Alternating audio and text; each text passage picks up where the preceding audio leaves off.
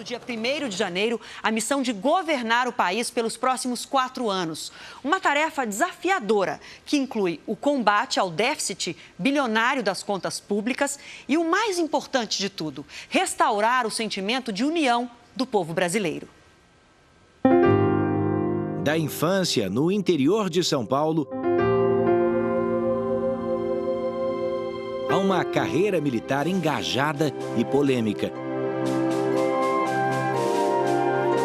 E uma longa carreira pública, 7 mandatos, ou seja, 28 anos como deputado federal. Meu avô já foi candidato a vereador em Campinas, São Paulo, não teve sucesso. O meu pai foi uma vez candidato a prefeito em Eldorado Paulista, não teve sucesso. Então, eu fui o primeiro da família, não só na área militar, bem como a ter sucesso na política. Aos 63 anos, Jair Bolsonaro chega à presidência da República. Nessa entrevista exclusiva, ele relembra a trajetória. Sou um político ainda, né? Mas mantenho aí todos os meus laços com o Exército Brasileiro. Os desafios são muitos. Um rombo de quase 160 bilhões de reais, uma taxa de desemprego elevada e um ritmo de crescimento lento. Mas o presidente eleito se diz pronto. É verdadeira. Bolsonaro nasceu em Glicério, interior de São Paulo. Aquele que esquece seu passado está condenado a não ter futuro. Em agosto, o então candidato voltou ao município pela primeira vez desde a infância. Ele veio conhecer o povo dele, veio conhecer a cidade onde ele nasceu, onde morou até os 3 anos de idade. E foi recepcionado muito bem pela população. Qualquer município que dá um presidente para uma nação é um orgulho. O pai, Percy Geraldo Bolsonaro, era dentista e percorria as comunidades atrás de clientes. A mãe, Olinda Bonturi, era dona de casa. Depois de alguns anos, a família se instalou em Eldorado, no Vale do Ribeira, a região mais pobre de São Paulo, o estado mais rico do Brasil. Nossa equipe viajou até a cidade para saber mais sobre os primeiros anos de Jair Bolsonaro. O menino Bolsonaro estudou nessa escola. O atual diretor era colega da família. Ele conta que o presidente eleito era aplicado e tinha bastante apoio, especialmente do pai. Está aqui, datado de 26 de janeiro de 1966. E assinado... Jair Messias Bolsonaro, assinado pelo pai dele. Assinado pelo pai. Doutor Percy, né? O senhor Geraldo dava muita importância ao estudo e queria que seus filhos estudassem aí. Sempre fui o primeiro aluno das respectivas matérias, tanto é que nós tínhamos o quadro de honra trimestral, sempre frequentava o primeiro lugar. O que marcou foi uma professora de inglês, ela falava I love you, porque era um aluno, segundo ela, dizendo para toda a sala de aula que tinha realmente um futuro promissor pela frente. Neto se orgulha do ex-aluno da escola e espera que ele inspire os estudantes.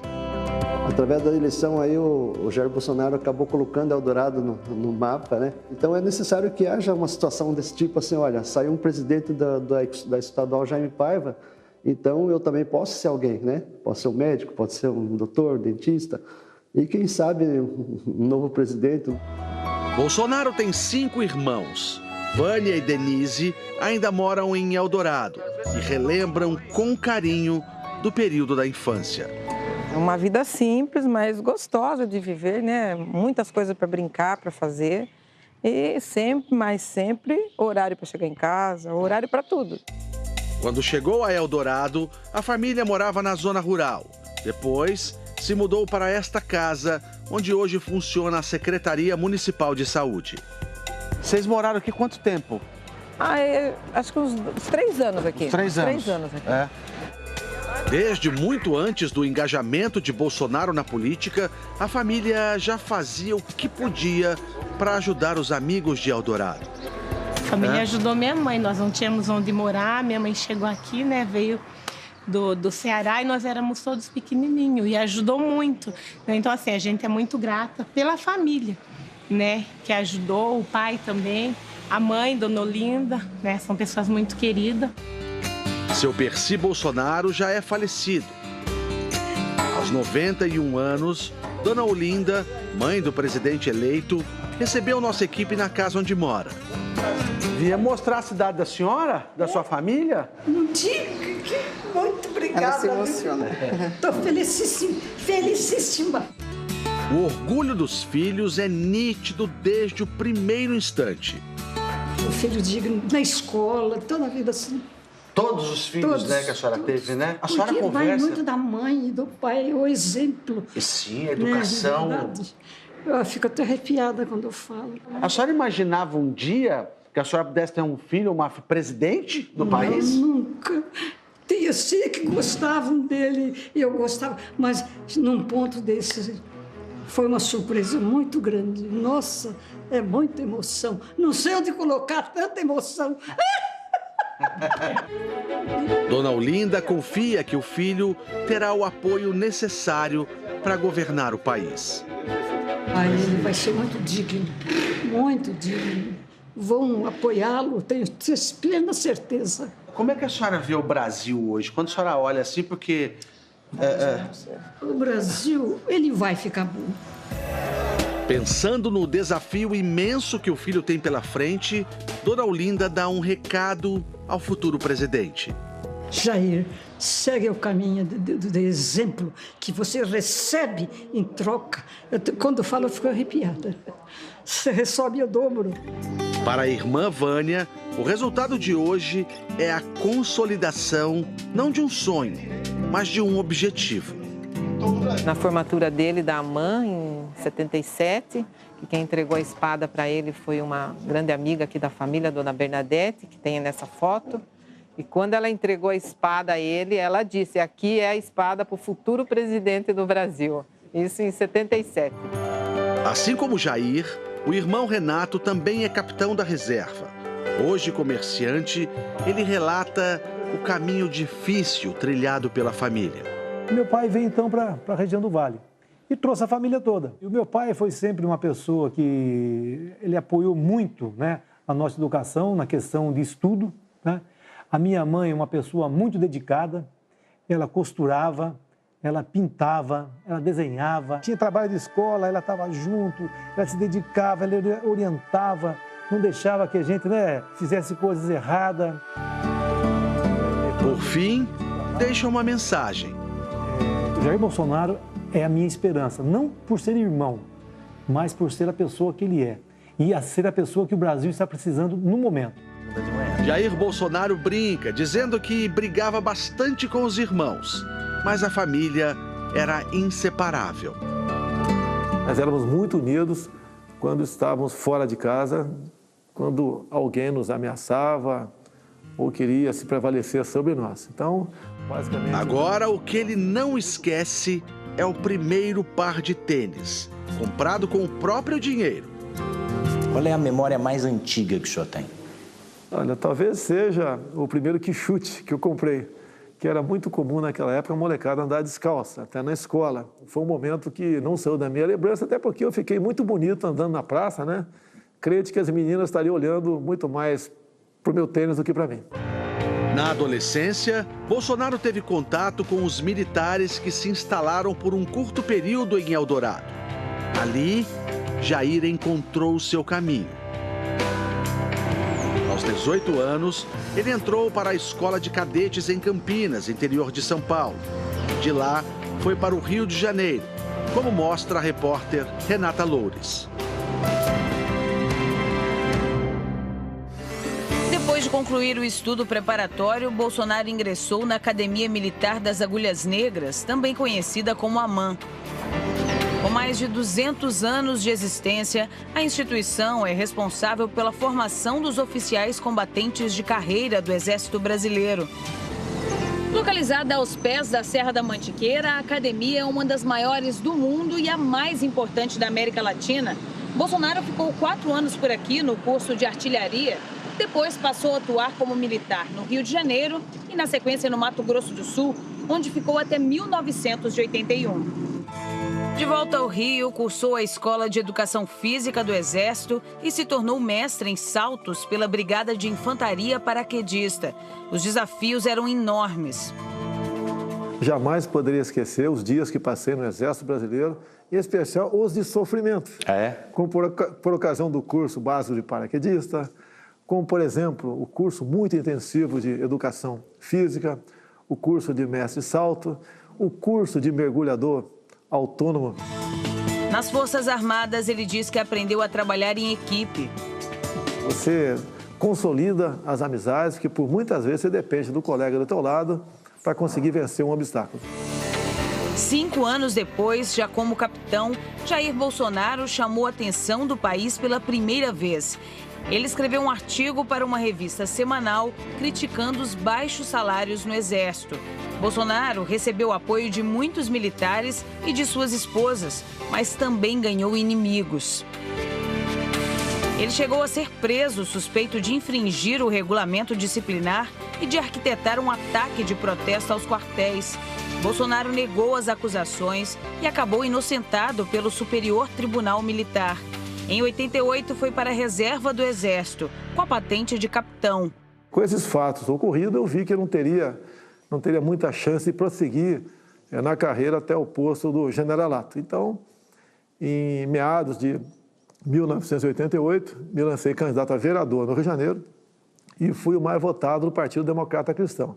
E no início de dezembro, então, quando fui diplomado pelo Tribunal Regional Eleitoral, eu passei para a reserva remunerada e hoje em dia sou um político ainda, né? Mas mantenho aí todos os meus laços com o Exército Brasileiro.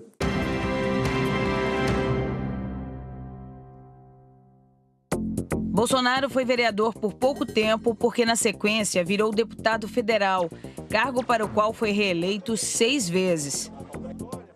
Daí em diante, Bolsonaro não deixou mais a política. Integrou a Comissão de Trabalho, Administração e Serviço Público, participou da fundação do Partido Progressista Reformador e tornou-se titular de diversas comissões, como a de Relações Exteriores e a de Defesa Nacional. Bolsonaro apresentou 171 projetos na Câmara. 2 foram aprovados. Um estabelecia a prorrogação de benefícios fiscais ao setor de informática. O outro autorizava o uso de um medicamento no tratamento do câncer. O Jair Bolsonaro é um político tradicional, conservador no Brasil, um parlamentar do Rio de Janeiro, fez uma carreira muito virtuosa no Legislativo, 7 mandatos legislativos. Por outro lado, é conhecido por falas polêmicas sobre o regime militar, as mulheres e os homossexuais. Durante a campanha, Bolsonaro negou seguidas vezes ser racista, machista ou homofóbico e se comprometeu a respeitar a Constituição brasileira.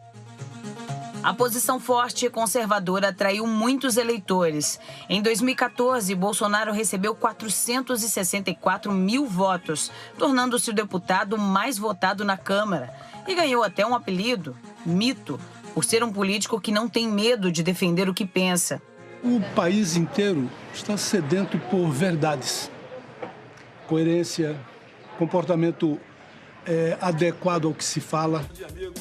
Boa parte dessa popularidade vem da força da internet. Segundo o ranking elaborado por uma agência de comunicação, no ano passado, Bolsonaro foi o parlamentar federal mais influente nas redes sociais. As redes sociais, Facebook, Twitter, especialmente o WhatsApp, foram extremamente efetivos, especialmente na candidatura do Jair Bolsonaro, porque foi um candidato que compreendeu como ninguém a importância desses veículos e partiu na frente. Diante dessa jornada bem-sucedida no parlamento, o deputado decidiu enfrentar o maior desafio de sua vida: concorrer à presidência da República. Foram 3 anos percorrendo o país em carreatas e eventos, com um discurso focado em renovação política e econômica. No ano passado, Bolsonaro se filiou ao Partido Social Liberal, recebeu o apoio de milhares de eleitores, mas também enfrentou manifestações contra a sua candidatura. De repente, um susto. Em 6 de setembro, a 30 dias do primeiro turno da eleição, Jair Bolsonaro participava de uma caminhada em Juiz de Fora, Minas Gerais, quando foi esfaqueado por Adélio Bispo de Oliveira, de 40 anos. Bolsonaro passou por 2 cirurgias e ficou 23 dias internado. Ele revela que sua maior preocupação era a filha caçula, Laura. A minha grande preocupação era não deixá-la órfã. Sei que ela sofreria muito, muito mais que todos, caso isso viesse a ocorrer. E graças a Deus, segundo os médicos, por um milagre eu estou vivo. A ausência das ruas não impediu Bolsonaro de ganhar as eleições. Bolsonaro pega um Brasil com enormes desafios. Em 2017, a taxa de desemprego atingiu quase 14%. De acordo com o último levantamento do IBGE, hoje o índice ainda ultrapassa 12%. A proposta do Bolsonaro é extremamente ampla no sentido de proporcionar aumento de emprego, uma melhoria de competitividade. Precisamos corrigir o tamanho do Estado, as contas do Estado. Outros assuntos delicados também estão na pauta. Reforma da Previdência, uma reforma tributária e um item que é relevante, é a abertura do setor externo. Nós precisamos de grandes parceiros, parceiros que tragam principalmente tecnologia. Bolsonaro tem a segurança pública como um dos temas mais urgentes no país. A mesma expectativa da população. Mesmo concorrendo pela primeira vez à presidência, Bolsonaro se destacou pela maneira como derrotou políticos tradicionais. Foi apenas deputado durante a sua vida e que, de repente, ultrapassou grandes nomes da política, como Alckmin, como Ciro Gomes, como Marina Silva, decorreu exatamente dessa reação do povo. Um dos maiores desafios de Bolsonaro será unir um país e um Congresso divididos. Os resultados é que permitirão a união. O Brasil futuro tem que perceber que o mundo futuro não vai ser de esquerda ou de direita, vai ser de governos eficientes ou ineficientes. Os eficientes vão levar um país para fora, independente da ideologia, e ineficientes não vão levar. Mas, além das questões políticas e econômicas, Bolsonaro também aposta na valorização da família. Natural para um homem casado, pai de 5 filhos. Em casa, o que tira sua mulher do sério? Poxa, ela reclama muito de mim quando faço o café e faço a bagunça na cozinha. Eu procuro, diminuir a quantidade de coisa errada que eu faço na cozinha. Fora isso, nada nos tira do sério em casa. Vivemos muito bem. E sabemos que algo maior que existe entre nós é a nossa filha Laura, de 7 anos. Para todas as pessoas que talvez não tenham votado no senhor nessas eleições, o que o senhor pode dizer a elas a partir de 1º de janeiro? Dizer que a gente vai fazer um governo para todo mundo. Ninguém vai perseguir ninguém. Até, por exemplo, os estados onde os governadores são de esquerda, PT ou PCdoB, jamais nós tomaremos qualquer medida contrária àquele estado, tendo em vista o partido do governador. Nós vamos tratar a todos do Brasil, independente de quem sejam seus governadores, de forma igual. Até mesmo a proposta do nosso economista Paulo Guedes é menos Brasília e mais Brasil. Ou seja, os recursos irão para estados e municípios. E lá, os seus respectivos governadores e prefeitos traçarão a melhor política para o seu povo. Curioso? Baixe o Play Plus em playplus.com, na Google Play ou App Store.